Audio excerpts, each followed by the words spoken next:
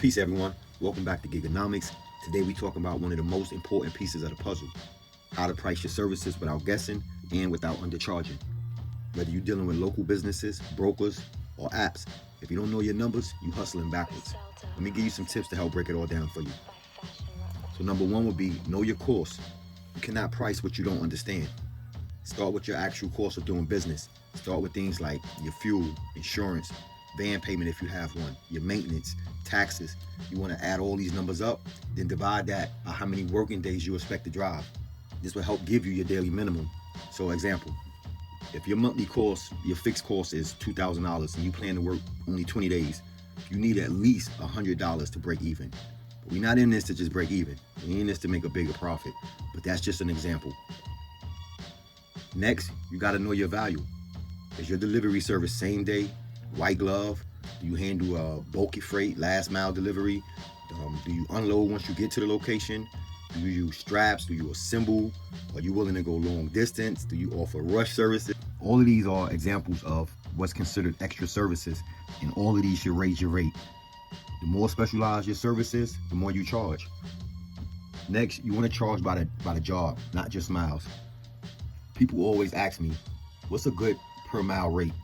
And honestly, it just depends. But don't only price by miles. Like, you got to include things like wait time, even bad traffic, tolls, even the effort it takes to load and unload. Like, honestly, sometimes a 10-mile job might take more effort and time than a 50-mile job. So here's a little pro tip too. Create a minimum flat rate for local runs, something like $25, $35, even for short trips. And then you add your miles, after a certain threshold. So like me, 0 through 10 miles, I charge $3 per mile, plus whatever you're paying for the services. All right. Next will be, here's some common pricing models that pretty much everybody use. You got the per mile rate, which is good for longer hauls. Like example, like $1.50 to $2.50 a mile. Then you got flat rate, and that's better for like predictable local jobs. Things you already know it's gonna be from point A to point B, in and out.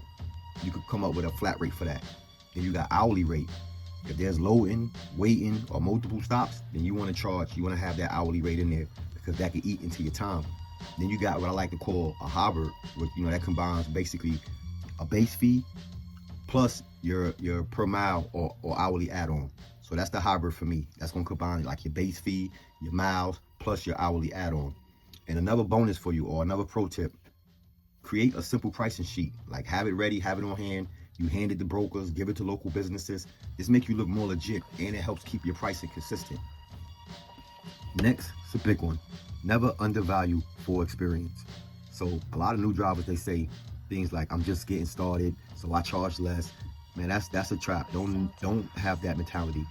Charge what your service is worth. And then what you do is you just over deliver with professionalism, but never sell yourself cheap.